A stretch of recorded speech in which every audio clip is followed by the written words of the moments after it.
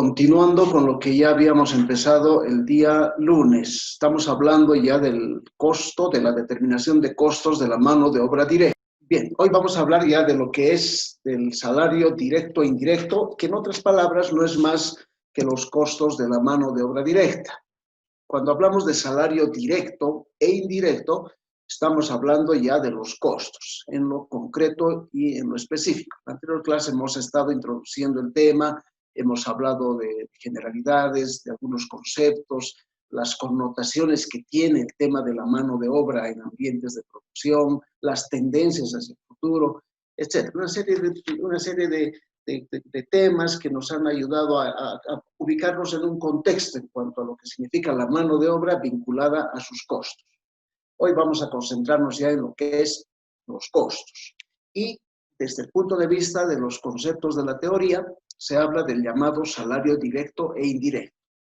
El primero es lo que se denomina el costo de la labor directa, que es de alguna manera lo que nos interesa, ¿no? El costo de la mano de obra directa. Esto es lo que nos interesa en este capítulo de manera particular.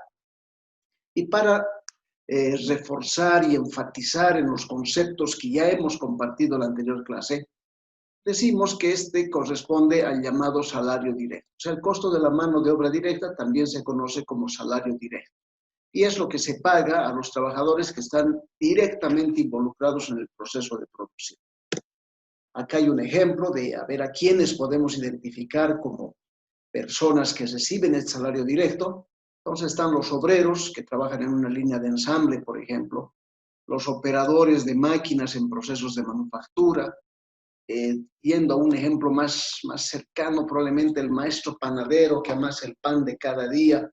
Entonces son los trabajadores directos que reciben un salario y a esto se les llama labor directa. Y tiene un costo que para nosotros lo identificamos como el costo MOD, mano de obra directa. Eso es para nosotros el costo de la labor directa o el denominado salario directo. Un elemento importante o un concepto importante es que este costo de la mano de obra directa es el segundo elemento del costo de producción. El primero, como ya saben, es el costo de los materiales directos. El segundo es este, costo de la mano de obra directa. Y el tercero, como ya saben, son los costos indirectos, ¿verdad? Son los tres elementos, tres componentes del costo de producción. Entonces, ahora estamos concentrándonos en este que es el segundo. Hablamos de lo que son los sueldos y salarios indirectos. Aparece sueldos y salarios indirectos. En el otro aparecía salario directo. Y hemos visto la diferencia que hay entre sueldo y salario también. Se refiere al pago de retribución económica que se asigna a los trabajadores indirectos en el área de producción. Los trabajadores indirectos del área de producción reciben sueldos y salarios indirectos. Estos sueldos y salarios, este costo que lo llamamos MOI, mano de obra indirecta, se acumulan en los costos indirectos. Es decir, que todo lo que signifique costos relativos a salarios y sueldos de la mano de obra indirecta deben ir a los costos indirectos, que va a ser el tema de nuestro siguiente capítulo. Ahí vamos a volver a tocar esto de una manera mucho más puntual y cómo es parte de estos costos que luego deben ser distribuidos como corresponde, ¿no? Distribuidos como corresponde. Entonces, la mano de obra indirecta la vamos a dejar aquí, o sea, hasta este momento nos ha acompañado, hemos hablado de trabajadores directos, indirectos, mano de obra directa, mano de obra indirecta, y con este concepto ya de lo que es el costo de estos componentes de la mano de obra, la mano de obra indirecta se queda hasta aquí, sabiendo que lo vamos a abordar y lo vamos a tratar en el capítulo de los costos indirectos. ¿De acuerdo? Como ejemplo, ¿de quiénes estamos hablando en este caso? Estamos hablando de los sueldos de los supervisores, el jefe de planta o el gerente de producción. Estamos hablando de profesionales en mantenimiento, encargados del mantenimiento preventivo, correctivo, etcétera. Salarios del personal de almacenes, el salario del capataz, etcétera. Todos estos son mano de obra indirecta. Vean que están vinculados al área de producción y que sus costos, lo que se les paga en términos de sueldo y salario a estos trabajadores, es parte de los costos indirectos, que son motivo de estudio en el siguiente capítulo. Así, clarito, a ver. Bien, nos concentramos entonces ahora en lo que nos interesa de manera particular, es decir, la mano de obra directa. ¿Cómo se determinan los costos de la mano de obra directa? Veamos, MOD. ¿Cuál es el objetivo? El objetivo de determinar los costos de la mano de obra directa, MOD, es ser capaces de establecer el monto global de la mano de obra directa de un periodo y adicionalmente el costo unitario. Objetivo de este capítulo entonces, ya en lo concreto, en lo que nos interesa de manera particular, más allá de que lo otro no es que no nos interese, sino que aparte de la teoría que acompaña esto, es ser capaces de determinar, de establecer, de calcular, de hallar el costo global de la mano de obra directa y el costo unitario de la mano de obra directa. Establecer el costo durante un periodo de estos dos componentes. Ahora, quizás para despejar alguna duda, cuando hablamos de costo de mano de obra directa unitaria, no estamos refiriéndonos al costo que tiene un trabajador. Alguna vez ha habido esa confusión y por eso es que desde entonces trato de siempre aclarar este tema cuando llegamos a este punto. La mano de obra directa unitaria, jóvenes, no se refiere al costo que representa para una empresa productiva un trabajador. O sea, eso no es mano de obra directa unitaria. Cuidado. Estamos hablando de la mano de obra directa unitaria en relación al costo de producción. Costo de producción. Es decir, en el artículo terminado, en el producto acabado, ¿cuál es el costo que corresponde a la intervención, a la participación de la mano de obra directa? A eso se refiere. En una unidad producida, en un producto acabado, ¿cuál es su componente de costo de mano de obra directa? Eso es lo que se llama mano de obra directa unitaria, ¿ok? Para que quede claro. Porque alguna vez me han faltado casos en los que cuando yo pedía o cuando se pedía en un examen o en una práctica, mano de obra directa unitaria, presentaban el costo del salario de un trabajador. O sea, nada que ver, nada que ver. Ya, quítense eso de la mente, pósenlo, archívenlo, olvídense de ese tema. Ok, ese es el objetivo entonces. ¿Cómo se logra este objetivo? O sea, ¿cómo podemos lograr este objetivo? Determinar costos de la mano de obra directa. Se identifican 5 pasos. Vamos a sistematizar esto y vamos a trabajarlo en 5 etapas o 5 pasos. Primer paso, lo primero que hay que hacer para lograr el objetivo, para alcanzar el objetivo, es determinar el llamado jornal hora, que también está vinculado a lo que se conoce como el jornal día, de cada trabajador directo. Esto quiere decir el costo por hora de cada trabajador. ¿Cuánto nos cuesta una hora de trabajo de un empleado, de un obrero, de la mano de obra directa, de un trabajador directo? ¿Cuánto nos cuesta la hora? 10, 15, 20 bolivianos, 25, 35, 40. Y es más, hasta ustedes como profesionales en algún momento pueden calcular su costo hora, ¿no? Cuánto representa su costo hora y cuánto es lo que ustedes deberían cobrar por hora de trabajo, por ejemplo. Es un ejercicio interesante que en algún momento a más de uno de ustedes le va a tocar hacer. Y en función de eso, en este caso, multiplicado por 8 horas que tiene la jornada diaria de trabajo, podemos tener el jornal día sin mayor problema, ¿no ven? Entonces, primer paso o paso inicial para poder determinar los costos de la mano de obra directa. Identificar, calcular, determinar el jornal hora, que va a estar vinculado al jornal día, pero el jornal hora es el que nos interesa especialmente. Luego, segundo paso o etapa, confeccionar la planilla de pago de haberes mensual. Hay que elaborar, hay que ser capaz de trabajar en la elaboración, en la confección de una planilla de pago de haberes. De hecho, nosotros como ingenieros, o ustedes como futuros ingenieros, no van a hacer una planilla, ¿no? El paso aquí dice confeccionar, pero no es realmente una tarea que tenemos que hacerla por un profesional, sino la planilla va a estar hecha por un profesional especializado en el tema, pero tenemos que ser capaces de entender esa planilla, revisarla y poderla aplicar y analizarla para la determinación de los costos y tomar decisiones. En este caso, el paso dice que podamos confeccionarla para ello. O sea, va a ser parte de nuestro ejercicio, de nuestro aprendizaje, el poder confeccionar esta planilla, saber hacer esta planilla en base a los parámetros que ya están establecidos para ella. Entonces, segundo paso, confeccionar la planilla de pago de haberes, que va a ser mensual, de la mano de obra directa, o sea, de este grupo de trabajadores en particular. Vean que aquí ya no aparece la mano de obra indirecta, no aparece el personal administrativo, nada. Aquí solo nos concentramos en la mano de obra directa, trabajadores directos. La planilla debe ser entonces, en consecuencia, de los trabajadores directos. Una planilla de los trabajadores directos. Paso número 3. Disponer de la tarjeta de asistencia y tarjeta de tiempos.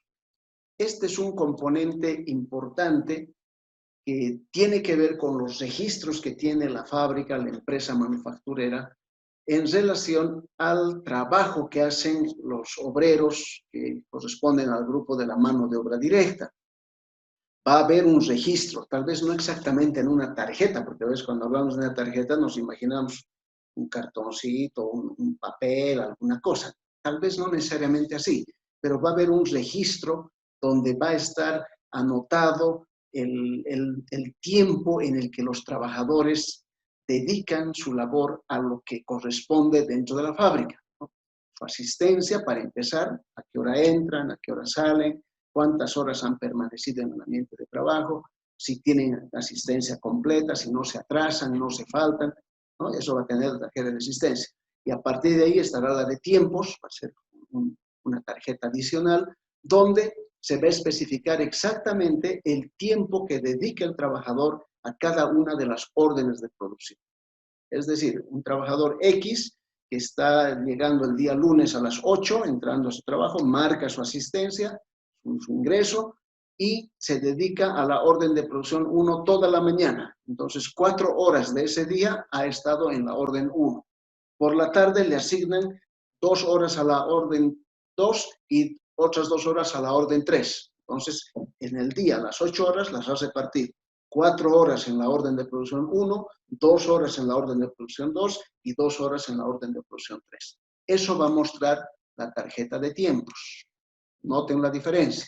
La tarjeta de asistencia solo me dice si el trabajador ha llegado a tiempo, a qué hora llegó, a qué hora se fue, etcétera, sus horas generales. Y la de tiempos me dice cómo se han repartido sus 8 horas diarias de trabajo en las diferentes órdenes de producción.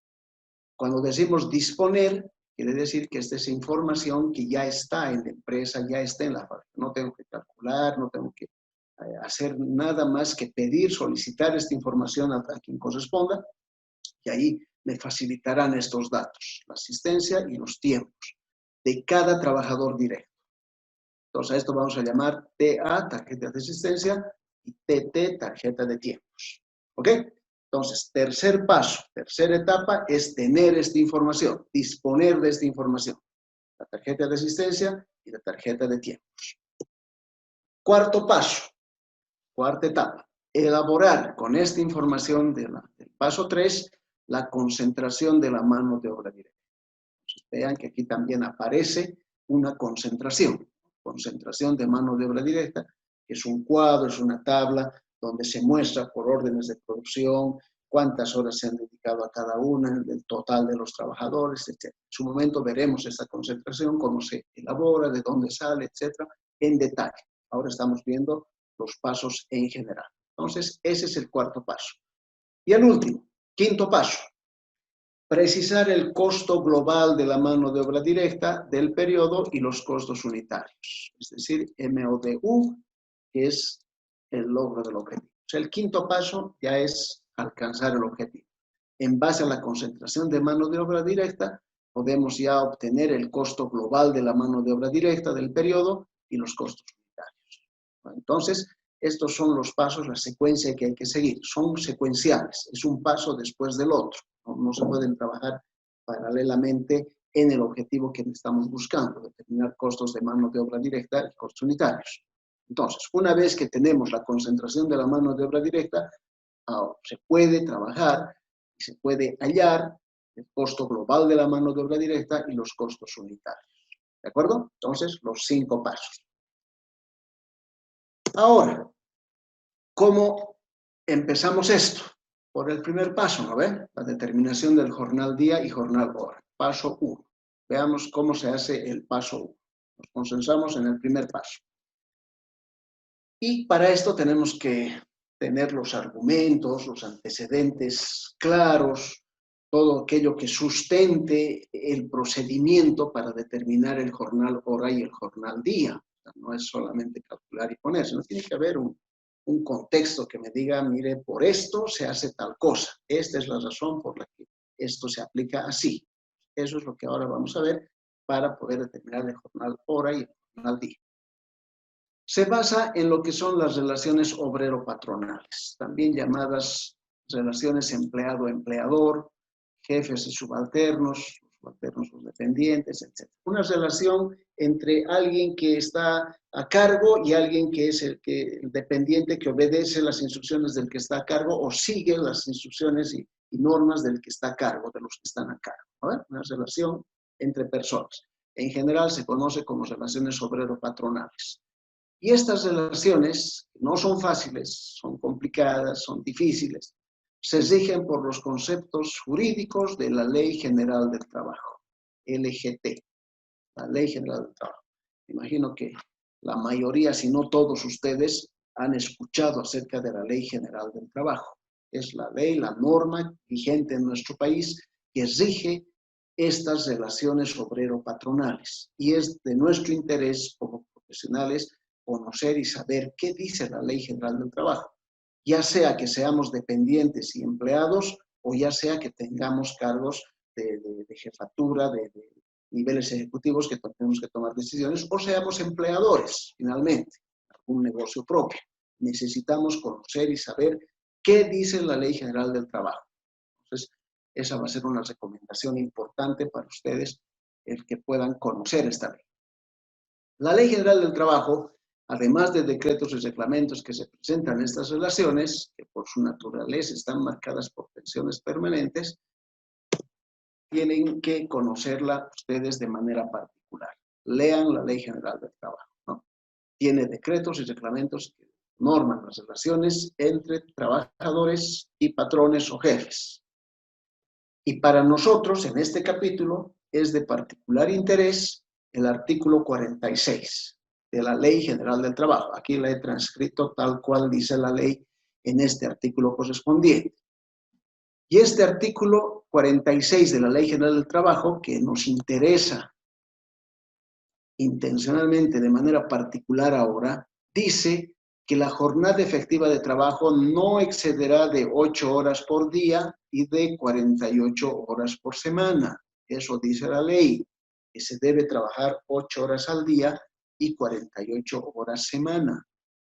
O sea que esto de multiplicar por 8 para el jornal día, etcétera, no es invento de nadie, ¿no? La ley lo dice y lo establece.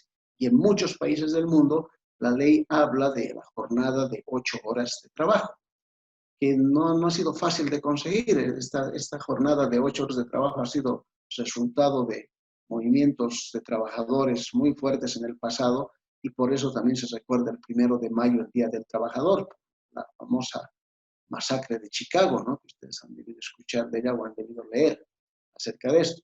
Era la lucha de los trabajadores por conseguir una jornada de 8 horas día. Antes las jornadas podían exceder fácilmente las 12, 14 horas, no había normas que reglamenten esto, pero ahora no, la ley dice que no debe exceder 8 horas de trabajo por día. Y además 48 horas por semana. Si ustedes multiplican estas 8 horas día por la cantidad de días que deberían trabajarse durante la semana, tendrían que lograr un total de 48 horas semana. Eso quiere decir que las 8 horas por día deben trabajarse durante 6 días, ¿no ven? 6 por 8, 48. 6 días laborables, 6 días de trabajo. ¿Cuántos días tiene la semana? 7. De esas 7, ¿cuántos días son laborables? 6. Eso quiere decir que el día sábado es un día laborable. Por eso estamos trabajando hoy día, ¿no? Hoy día es un día laborable, que en condiciones fuera de la pandemia que estamos viviendo, debería ser una jornada de 8 horas normal, como cualquier otro día. De lunes a sábado, la jornada laboral debería cumplirse en 8 horas para hacer estas 48 semanales. ¿Entienden, no? Ahora, ¿cómo es que algunas empresas no trabajan sábados o trabajan sábados mediodía? Bueno, son acuerdos internos que se logran dentro de las organizaciones, las empresas, las instituciones, para poder compensar esas horas o finalmente porque la empresa decide que sus trabajadores no cumplan 48 horas a la semana, sino simplemente 40 y ya es una decisión propia de la misma empresa o institución o quien está tomando estas decisiones. Y esto la ley no va a cuestionar, porque si beneficia al trabajador, la ley no va a decir nada. La ley dice que no debe exceder, ¿no ve? No excederá, dice, de 8 horas y de 48 horas semana.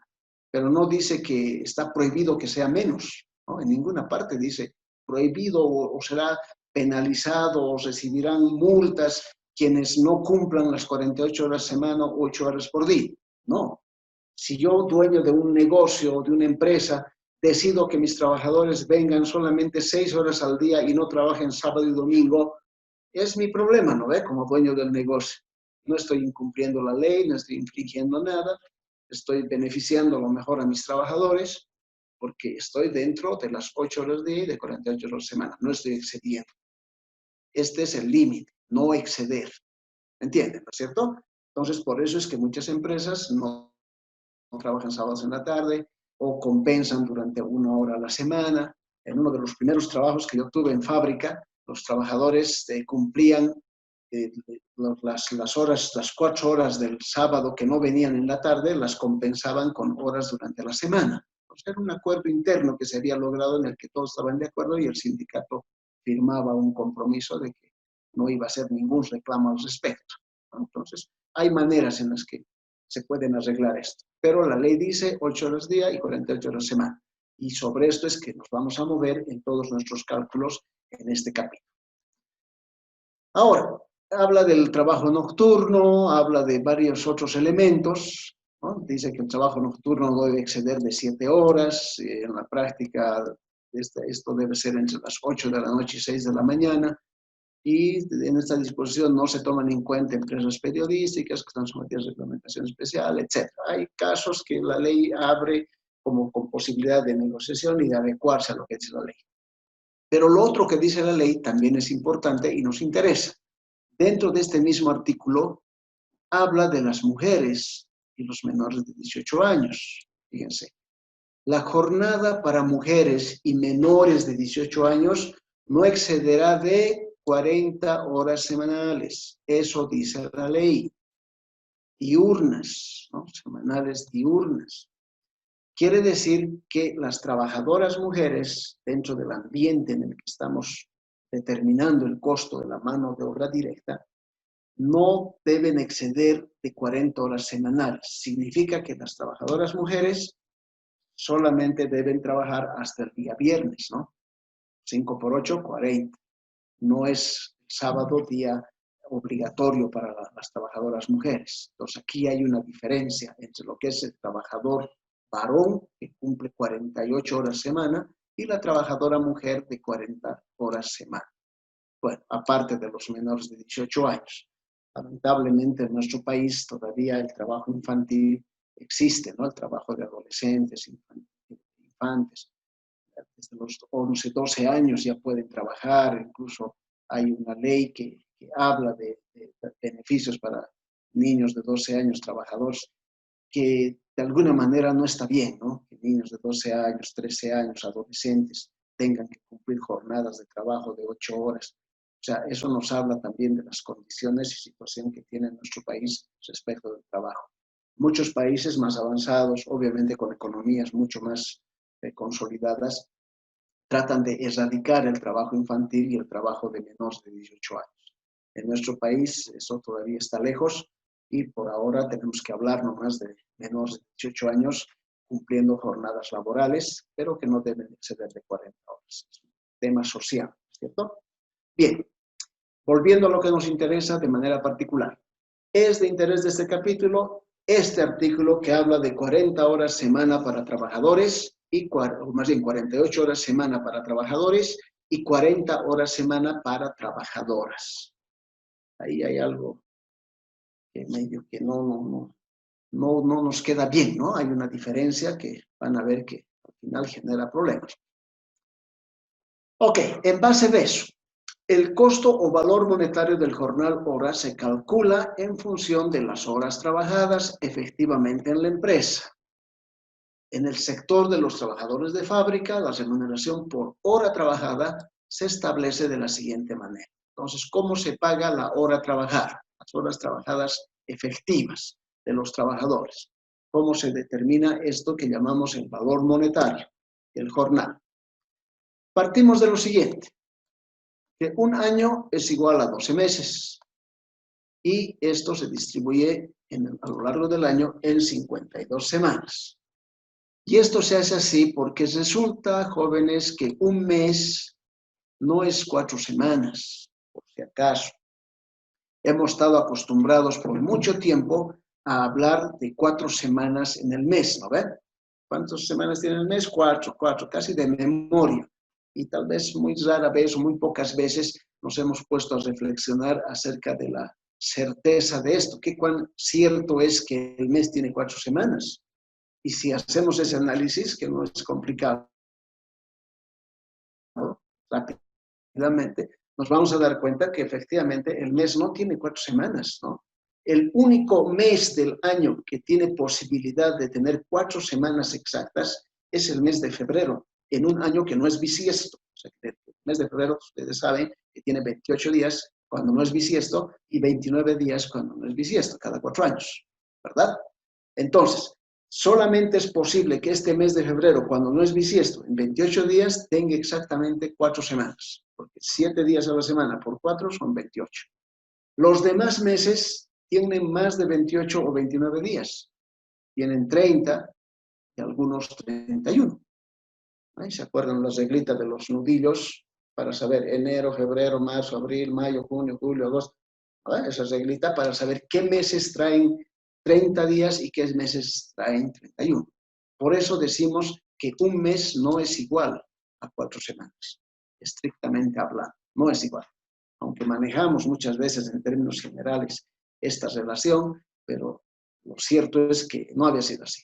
Por eso es que nos manejamos ahora que el año tiene 12 meses y 52 semanas. Eso sí nos interesa. Entonces, si dividimos las 52 semanas entre los 12 meses, vamos a tener las semanas por mes, ¿no ve? ¿Cuántas semanas al mes? Ya que no son 4, entonces, ¿cuánto es? ¿Cuánto es? No son 4 semanas, entonces, ¿cuánto es exactamente? Exactamente son 4,33. Ese es el dato correcto. 4,33 semanas al mes en el año, ¿no? Como un promedio, como un dato estándar para todos. 4,33 semanas al mes. Esto va a ser periódico, en realidad va a ser 4,3333333, pero lo vamos a cortar solo en 2 decimales para fines del cálculo que nos interesa. 4,33 con 2 decimales solamente. Estas son las semanas que tiene el mes. A partir de esto, las horas trabajadas por mes van a resultar de la siguiente manera. 48 horas semana por 4,33 semanas al mes, semana con semana se va y me da horas mes. Resultado, 207.84 horas mes. Este es el factor que se aplica para trabajadores varones, para hombres, trabajadores varones, masculinos, ¿no? 48 horas semana por 4,33 semanas mes, 207,84 horas mes. Ese es el caso para trabajadores varones.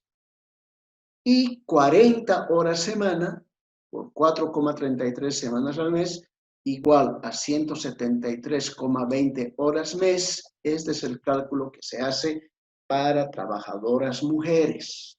Noten la diferencia. Bien, jóvenes, retomaremos entonces lo que estamos viendo. Estamos viendo qué pasó con Margaracha, ¿no ven? Obviamente el mismo salario de contrato, 2.307 bolivianos al mes, pero Margaracha tiene un jornal hora de 13,32 bolivianos y un jornal día de 106,56.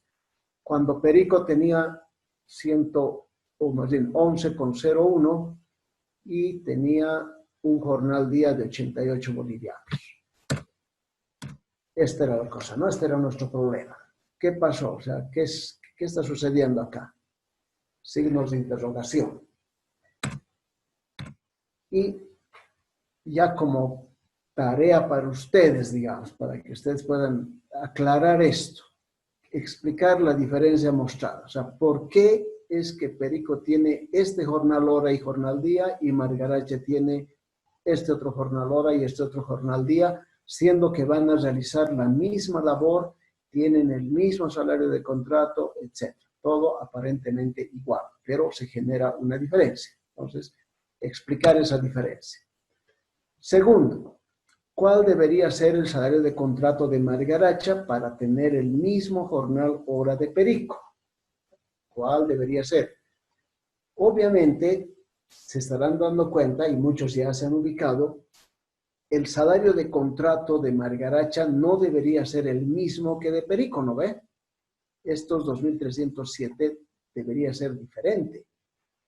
Y diferente en el sentido de que debería ser menor que el de Perico, ¿o no? Sí, ¿no es cierto? Debería ser menor. O sea, Perico recibe un salario de contrato de 2.307, mientras que Margaracha debería tener un salario de contrato menor a 2.307. Y cuando aquí en el segundo puntito decimos cuál debería ser el salario de contrato de Margaracha, vamos a poner acá un salario menor a 2.307. Ya se imaginarán las consecuencias de eso, de poner a Margaracha, a una trabajadora mujer, un menor salario que el de un trabajador hombre, siendo que van a realizar la misma labor. Pero no es discriminación, ¿no ve? No es desmerecer el trabajo de la mujer, no es darle privilegios al trabajo de un varón, de un hombre. No, es una cuestión de la ley. La ley provoca esto. Pero aunque no me crean, este tipo de problemitas así de sencillos han generado problemas mucho más grandes a nivel de movimientos feministas, derechos de las mujeres, de las trabajadoras, etcétera, cuando cuestionan el por qué a una trabajadora mujer se le paga menos que a un trabajador hombre por una misma labor que realiza. Y ahora hasta explicar que tiene que ver con el jornal hora, el jornal día, la Ley General del Trabajo, lo que dice el artículo 46, ya es otra historia que a veces hasta no se quiere entender, ¿no? Pero aquí ustedes se van a dar cuenta cuál debería ser ese salario de Margaracha para tener el mismo jornal hora de Perico. Y un tercer puntito, si Perico debe igualar su jornal hora al de Margaracha, ¿cuál debería ser su salario de contrato? Entonces, si Perico quiere igualarse a esto, a este jornal hora, habrá que subirle el salario de contrato a Perico, ¿no ven? Entonces, son cosas que van a suceder en este escenario tan simple y que nos da una idea de cómo está sucediendo la cosa. Entonces, estos tres puntitos es para ustedes, para que los analicen. Bien. Para ir ya concluyendo y empezando lo que vamos a trabajar la clase del día lunes. La planilla de pago de haberes es el segundo paso, ¿no ve? Segundo paso, elaborar la planilla de pago de haberes. A ver, si no ha quedado claro, el primer paso era determinar jornal hora. Primer paso. Paso 1, jornal hora y jornal día. Jornal hora en particular nos interesa, ¿no? 13:32, 11:01. Ese era el primer paso. Ya lo tenemos, ya tenemos determinado el jornal hora, ya sabemos cómo se calcula. Segundo paso, elaborar, confeccionar la planilla de pago de haberes de la mano de obra directa. Bien, ¿qué es esto? Una planilla de pago de haberes es un documento, dice, que expone información periódica, generalmente mensual, en términos de unidades monetarias. O sea, aquí hay dinero de por medio. Y se refiere también al conjunto de remuneraciones, bonos, descuentos laborales y otros beneficios que perciben los trabajadores de una empresa. Es una planilla de pago de haberes que me imagino de alguna forma ustedes conocen o saben de qué se trata. Si queremos precisar un poquito más respecto de lo que dice la teoría al respecto, es que planilla es un diminutivo de plana, ¿no? Una plana, una planilla, y puede utilizarse como sinónimo de nómina, una lista de nombres de personas o cosas, ¿no? La nómina, la planilla, es también términos que se utilizan. En nuestro caso, corresponde a la nómina, a la lista de los trabajadores directos. A eso lo vamos a llamar la planilla. Atención, ojo con esto, para la planilla. El insumo elemental y esencial para confeccionar la planilla de pago de haberes es el dato del jornal hora de cada trabajador directo. Ojo con eso. O sea, si queremos confeccionar, elaborar la planilla de pago de haberes, necesito tener el dato del jornal hora. ¿Cómo se calcula ese jornal hora? Aquí está, ¿no? Está Margarachi, compañía, el jornal hora. Eso es esencial. ¿De acuerdo? Bien, entonces, habiendo entendido esto, que el jornal hora es importante y que con eso se confecciona la planilla de pago de haberes, la siguiente clase vamos a concentrarnos ya en la planilla de pago de haberes como medio para hallar el costo de la mano de obra directa. Nos falta la planilla, tenemos que tener las tarjetas de tiempo, tenemos que hacer la concentración de mano de obra directa y luego estaremos en el último paso, que es el alcance del objetivo. ¿Ok? Bien, hasta aquí queríamos llegar en la clase de hoy.